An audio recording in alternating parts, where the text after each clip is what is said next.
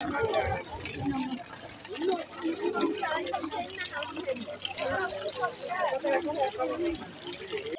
साथीहरु, पोखराको तालबिसीमा रहेको एउटा मुढाबाट चाहिँ पानी भक्काभक हुरहुरी आएको रहेछ। त्यो हेर्नका लागि अहिले मान्छेहरुको घुइँचो एकदमै बढिरहेछ। के छ कसो छ त्यहाँको अवलोकन हामी पनि गर्ने छौं। साथीहरु, हामी सिसुवाबाट आधा घण्टा तल खोलाको छेउ हुँदै अहिले रूपताल आइपुगेको छौं। तपाईहरुले रूपतालको यो ताललाई हेर्न सक्नुहुनेछ।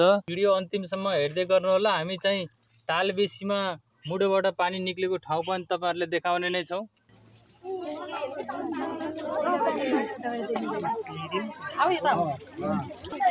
अहिले अचानक एकाएक पोखराको रूपताल नजिकै रहेको तालबेसीमा एउटा मुढोबाट अचानक पानी निक्लिँदा त्यहाँ आश्चर्यजनक भएको छ र मान्छेहरुले चाहिँ त्यसलाई दैविक शक्ति हो कि के हो भनेर चाहिँ एकदमै उत्सुकताका साथ हेरिरहेका छन्। त्यहाँ एकदमै भिडभाड बढिरहेको छ।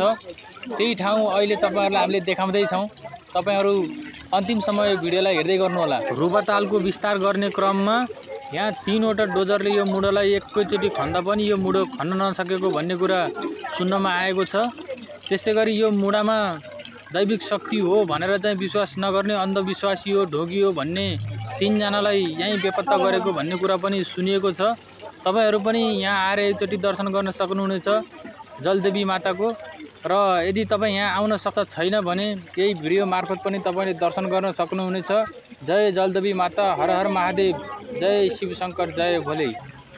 यो ठुटेश्वर जलदेवीमा चाँडै नै मन्दिर बन्नुपर्छ। चाँडै नै मन्दिर बन्नुपर्छ र सरकारले पनि यसलाई संरक्षण गर्नुपर्छ र राष्ट्रियकरण गरेर यसलाई चाहिँ देशव्यापी विश्वभरि चाहिँ प्रख्यात गराउनुपर्छ। यहाँको मन्दिर भयो भने हाम्रो स्थानीय देवी देवताले पनि हामीलाई रक्षा गर्नेछन्।